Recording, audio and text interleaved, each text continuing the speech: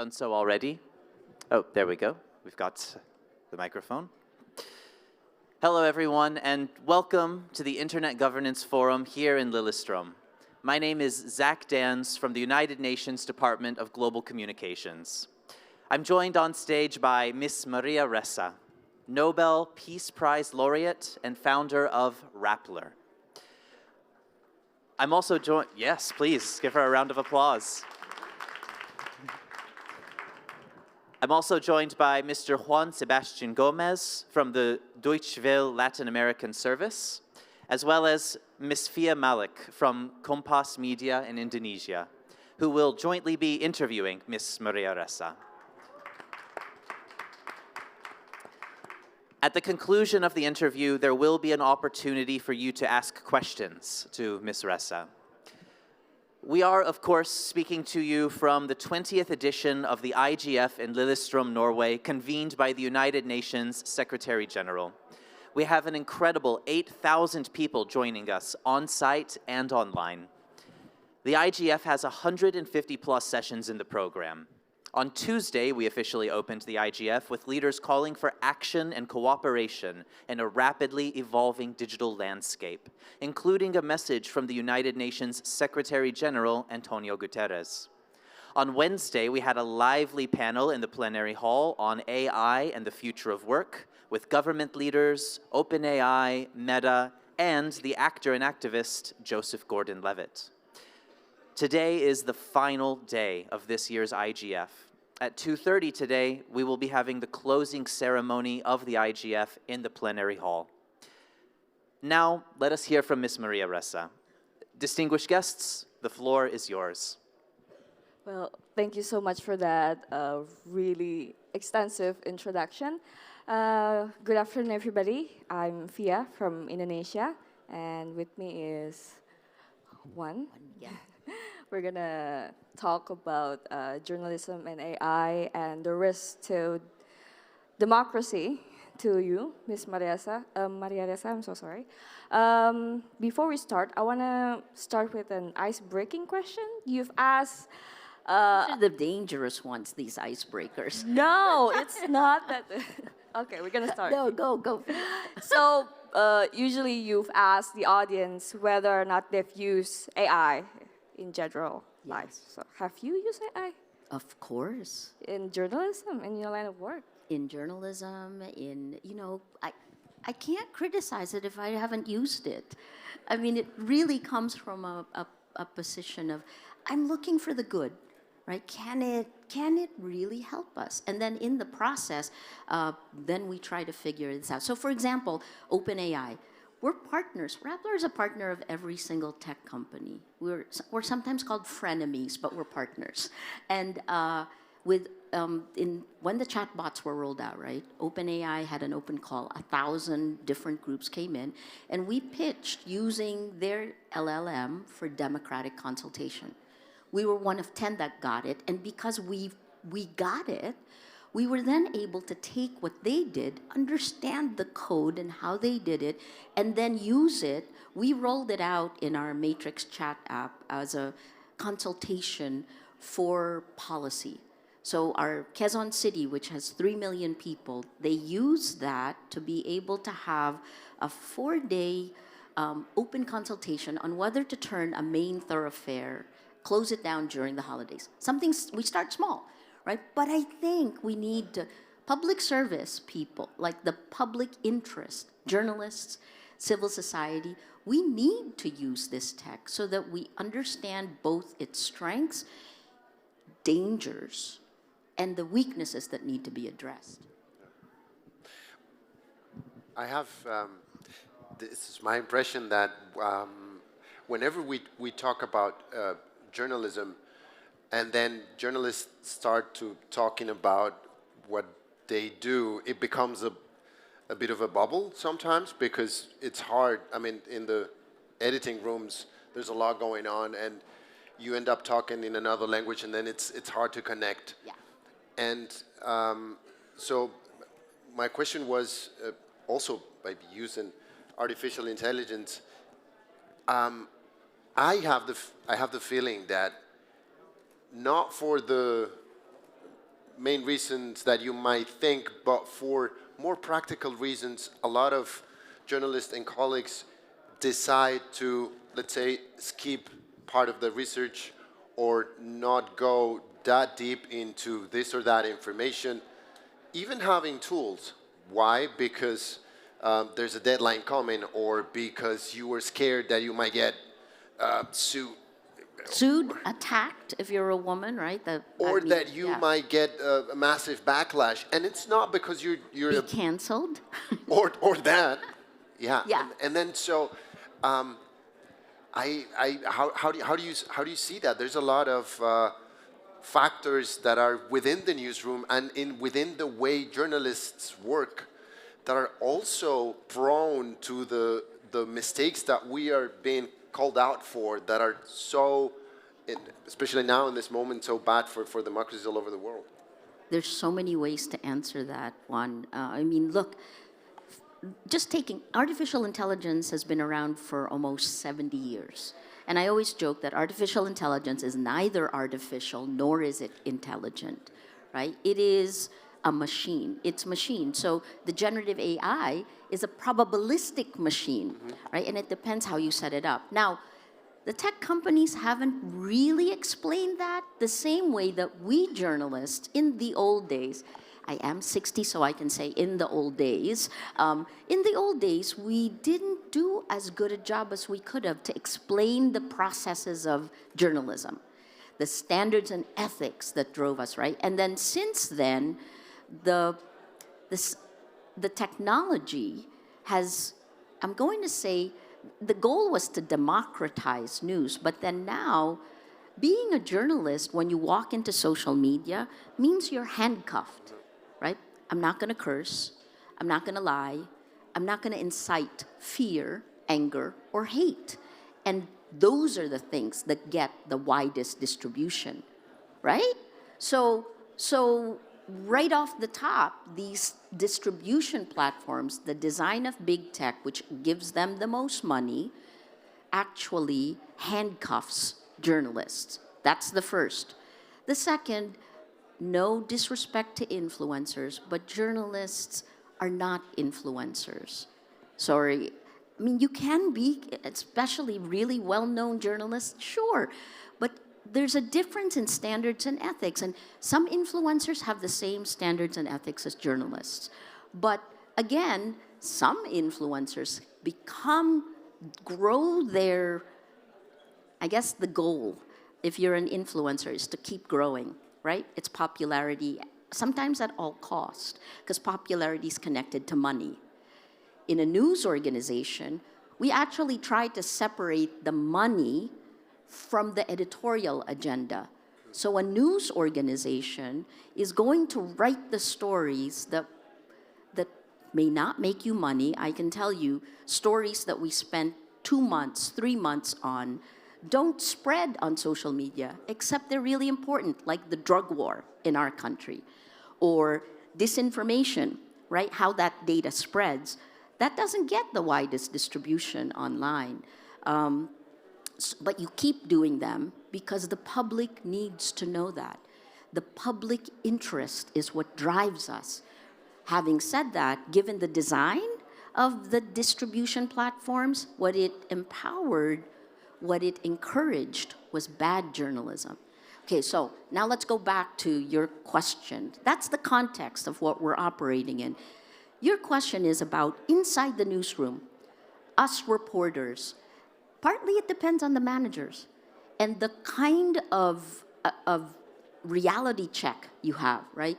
If you have a news organization that doesn't admit that women journalists, women reporters get attacked more than male reporters, the women journalists may tend to be quieter, may tend to take less risk because they are not protected by their own news organization, right?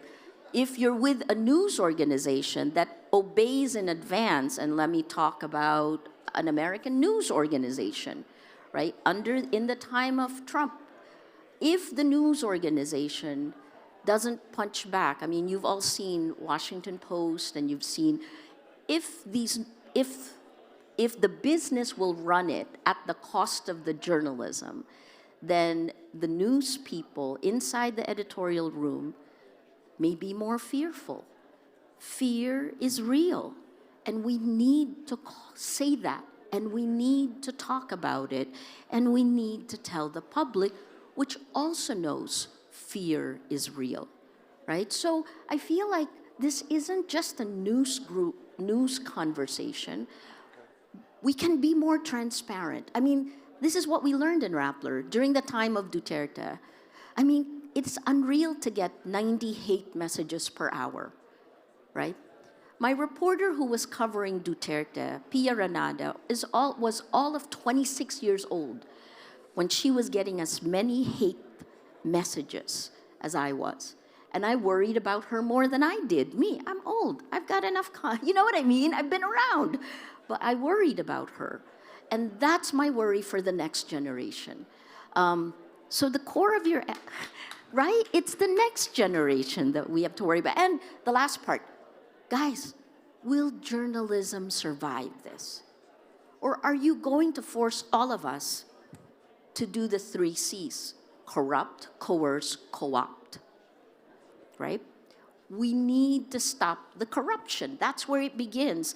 And the incentive structure of big tech, of the distribution network, is corrupt. Yeah, so when you said that you have a new fear towards the new generation of journalists, that's me included.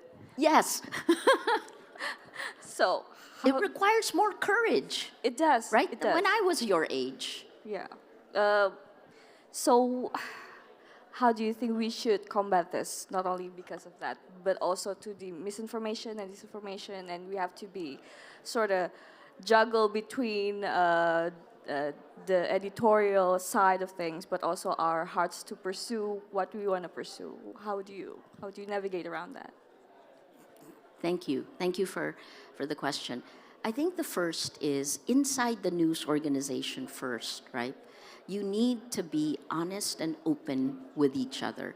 I will tell you in Rappler, so I'm a news head who used to run the largest news head in the news organization in the Philippines, the one that lost its franchise to operate. And I had been around since the 80s because I opened CNN's Manila Bureau and its Jakarta Bureau, right?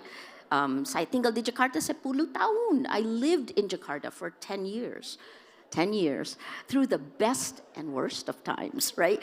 But here's the thing. I think that because I already was a news head, other news organizations would not listen to me as well because we were competing against each other, right? Of course, when we were all under attack, then it's also a blessing and a curse to push back, because when you call a lie, other news groups are going to have to decide, are they going to follow you or not, right? So you also, and that can be stressful.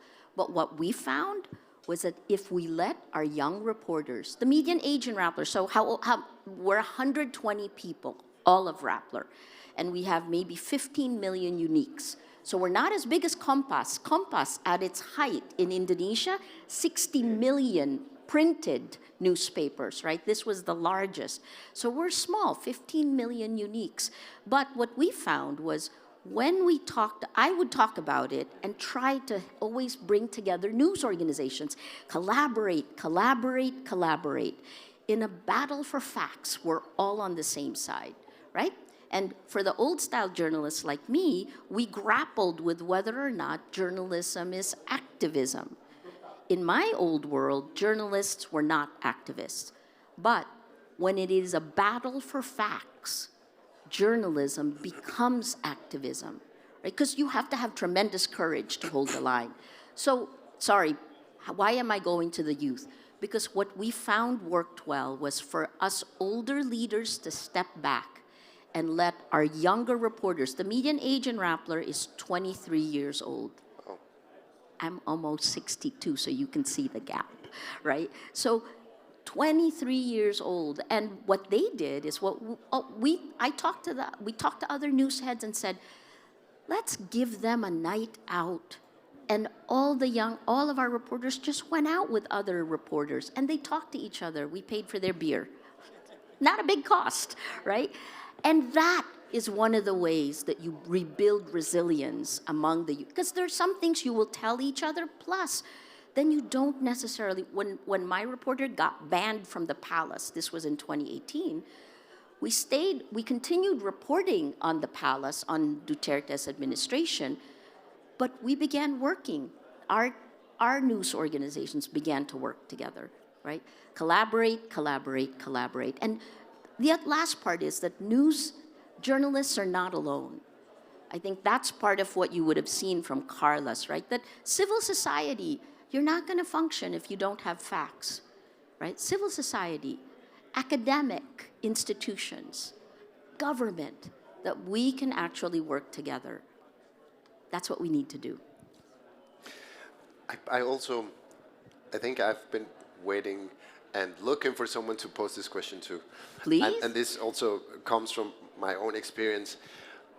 I have a digital tech show, and we feel this frustration whenever we want to report on the main topics, mostly because they're all related to big tech companies. And then you have the feeling that it's a black box.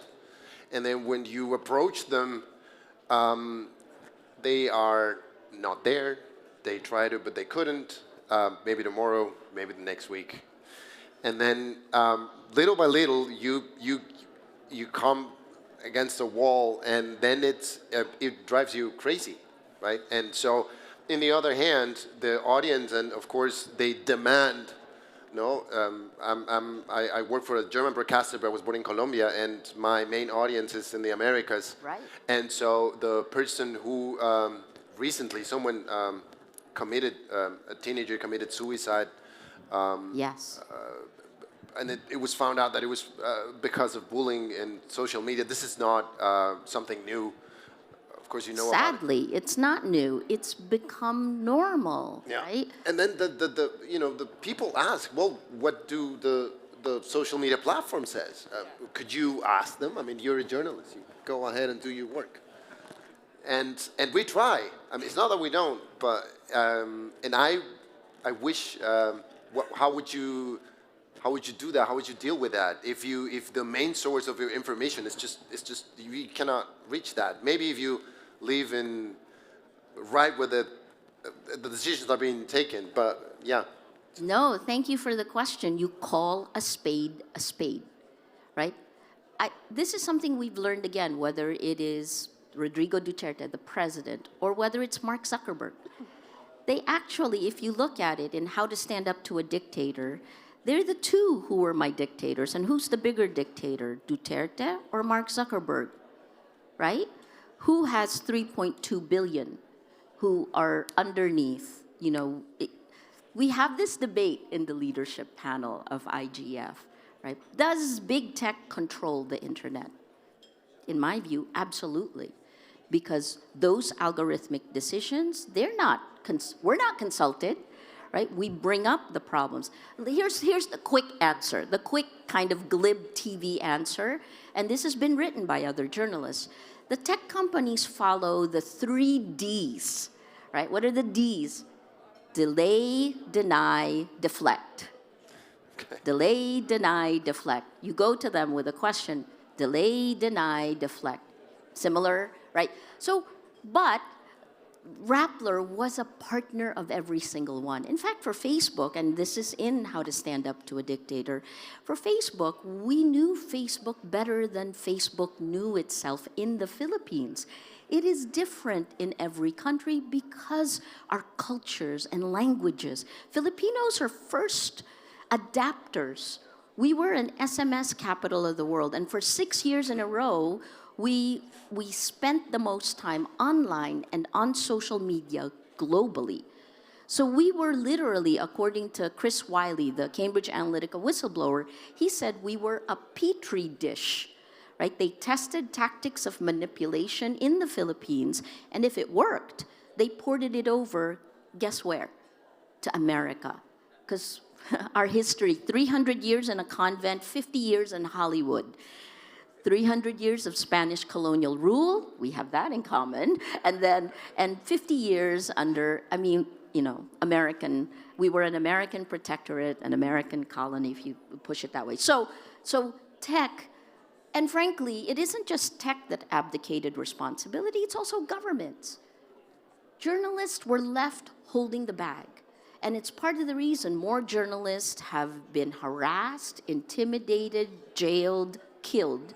You see, like from Freedom House to VDEM, which is out of Sweden, you see the attacks against journalists increase while the quality of democracy decreases.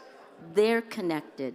So you gotta just keep doing the story and tell the people. So here's the other part that influencers have learned that we journalists, we reporters may not have, which is tell them everything, right? Tell them everything. I tried to get a response, I got shuttled here, and then they shuttled me here, and then they shuttled me here, and I still don't have a response. But maybe with your help, I can get a response, especially if you have a digital show.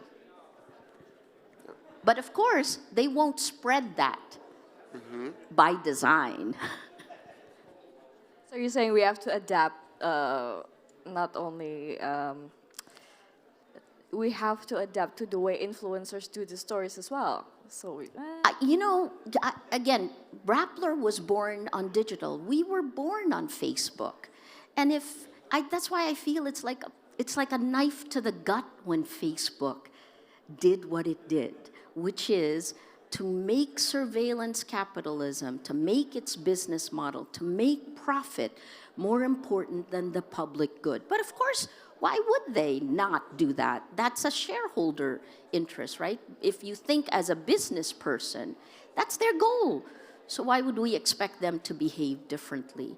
But what we did do in Rappler was when at the beginning, we started with 12 people. We've grown to 120. I don't want to grow to more than 150. That's Dunbar's number, right? The minute you're over 150, you're going to need to have mid-level management, meaning we have to control our costs. That's a reality. But when my reporters first started going, you couldn't go live on your phone when we started in 2012.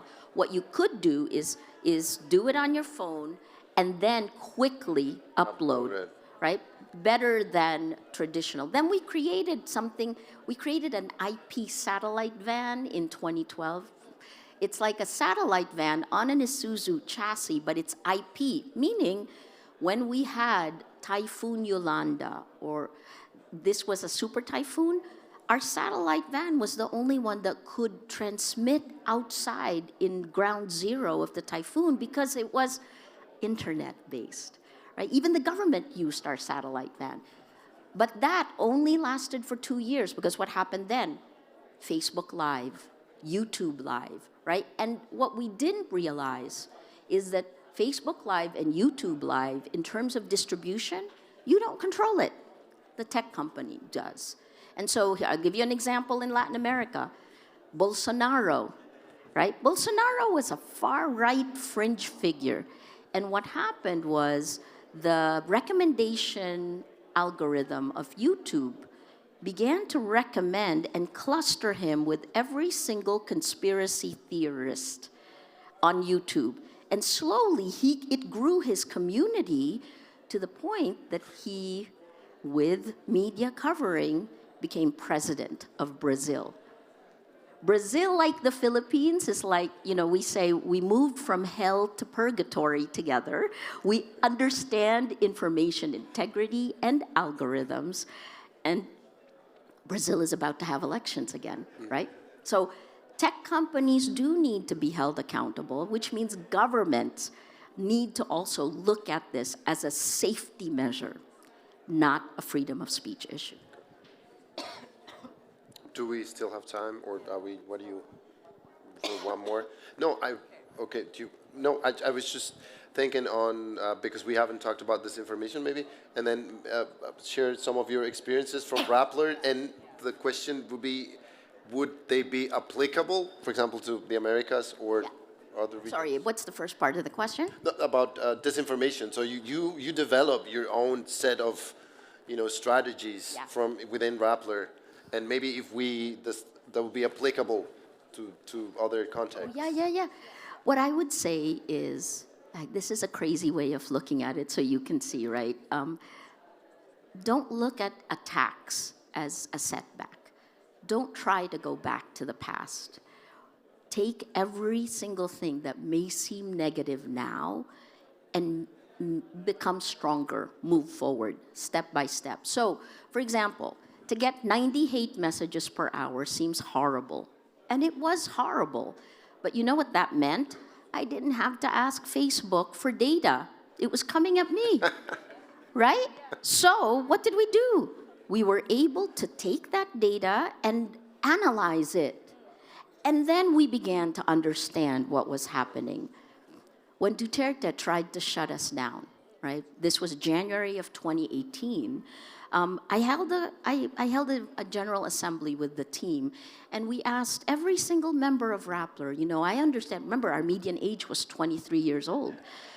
If you want to leave, we will help you find a job in another news organization. Because I was worried what their parents would do to me. No, but I also felt like if you're under attack, you're only as good as your weakest link. If people don't want to be there, you don't want to keep them. But if you give them the choice, I will tell you, not one reporter, not one journalist took that. And running Rappler during the time of Duterte we were mission driven. But here's the other part. So a crisis is opportunity. The government called up our advertisers January 2018 and told them, when they tried to shut us down, they said, get off, don't advertise in Rappler. We dropped 49% of our advertising revenue in 4 months. We should not have survived 2018, right? But then what happened? Because you embrace whatever that thing is, Carla, with her team of 4 people, sat inside this glass room we had and tried to figure out what could we do. And that's how Nerve was born, our data company. And what we used as journalists to map disinformation, she then took, and that during the time of COVID, right? During the time when advertisers really shifted away from journalism, that now is about 40% of our revenue stream, right? Crisis is opportunity. Embrace it, pull your people together, and let's work together. We will be able to survive this. Oh yeah, did I say it's Duterte's fault I got the Nobel Prize? So he actually triggers you. Well, trigger. No, he's the president of the Philippines. And you will see this, and you can look through every video. I give the office of the president the respect it deserves. When he yells and curses me, I give the office of the president the respect it deserves. That's because I'm an old-style journalist. And my Rapplers will tell you, we have very few guidelines on social media. I mean, some of the things that maybe I shouldn't tell you all of this. You can talk to me later. But some of it is you have to let your reporters, your team figure it out, right? And then you talk about it. It's a new world. But I will say crisis is opportunity. We couldn't have gotten to her. And then the last part, the transparency. We survived Duterte because we moved from the virtual world to the real world. We began meeting our community. Our community was scared, right? They were scared, but the fact that we kept going, you have to keep doing the stories, and some of those stories are the reason why Duterte is now at The Hague, right? So we kept doing the stories, and our community, my gosh, they conquered their fear. I will say in 2019, I got 11 arrest warrants in 14 months in 2019, right? And then every time there's an arrest warrant, there's a spike in crowdfunding. And I used to tell our sales head, this is not a sustainable business model, right? Crisis is opportunity. Chinese saying. Yeah. But it does mean that when it comes to what you do, it's almost an investigative journalism, no? Yeah, absolutely. So I want to circle back to our theme around the IGF, around artificial intelligence also,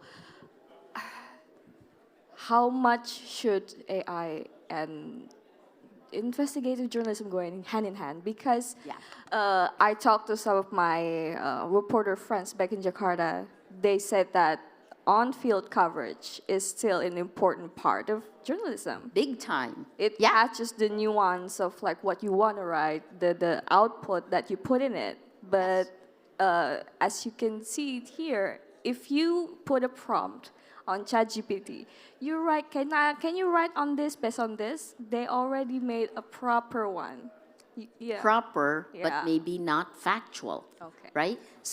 Probabilistic machine. It's 16% wrong, right? 16%. If you're using that for journalism, we're legally liable. So no, we don't. Also, please, if journalism dies, who do you think will replenish the information ecosystem? Where will facts come from? Who will hold power accountable?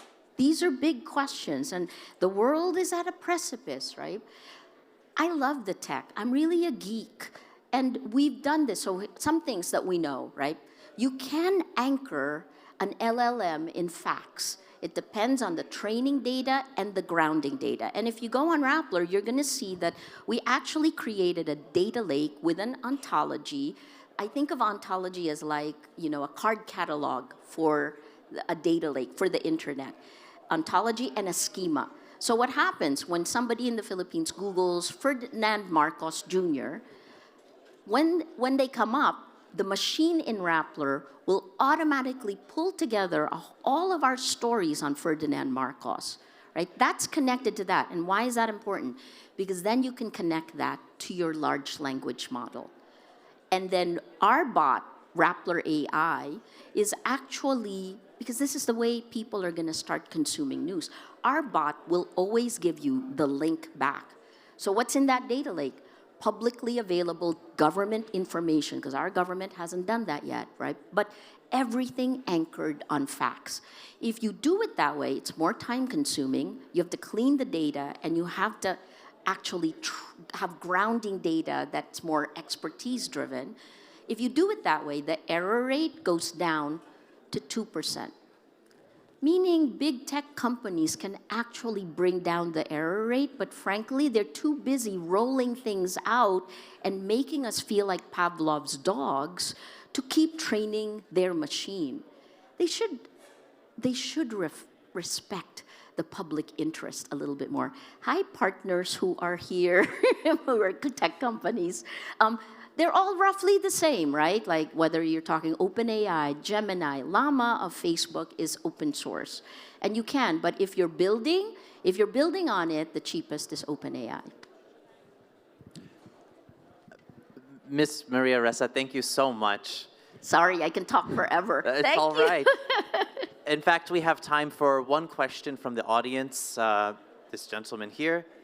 If you're from a media outlet, please state your name and where you're from. I'm not from media, but I'm connected with media. I'm spokesman of the Foreign Ministry of Bosnia and Herzegovina, and Awesome. I'm dealing with the internet governance for last 15 years. You briefly mentioned the leadership panel. Yeah. Being on IGF, I know that there was or there will be meeting of leadership panel. If you could tell us what are the most recent news, conclusions, suggestions from leadership panel, and thank you very much for your leadership in the leadership panel. Thank you. Thank you. Thank you so much. So the leadership panel is a cross-section, right? We were appointed by Secretary General Antonio Guterres in 2022. And you'll see that it reflects the IGF. IGF is 20 years old, right? Think about it. There's no global governance of the internet, but this was when they were talking about the infrastructure. That's changed significantly. Vint Cerf, who's chair of the leadership panel, was the father of, he built the TCP/IP protocol, right? You can see when we built we're on the Matrix protocol, but the TCP/IP protocol is basically what the internet is still built on.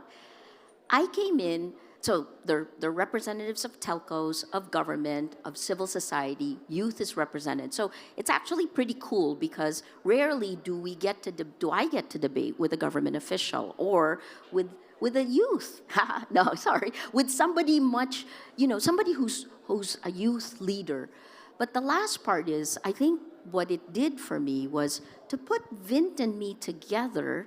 Google, he built the TCP/IP protocol, and you see how straightforward I am with what big tech needs to do. That's a good dynamic in the leadership panel. And frankly, you should demand better of all of us. The last thing I will say about IGF, 20 years old. Oh no, I'm gonna do a closing later, so I'll save it for that. But you can demand better, you can be better, we must be better.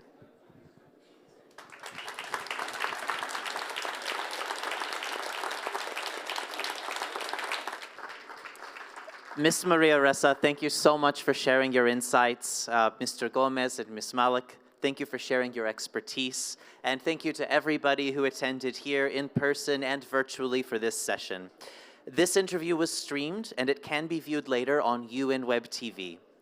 Thank you all for your support and investment in the Internet Governance Forum for 2025. This concludes our session.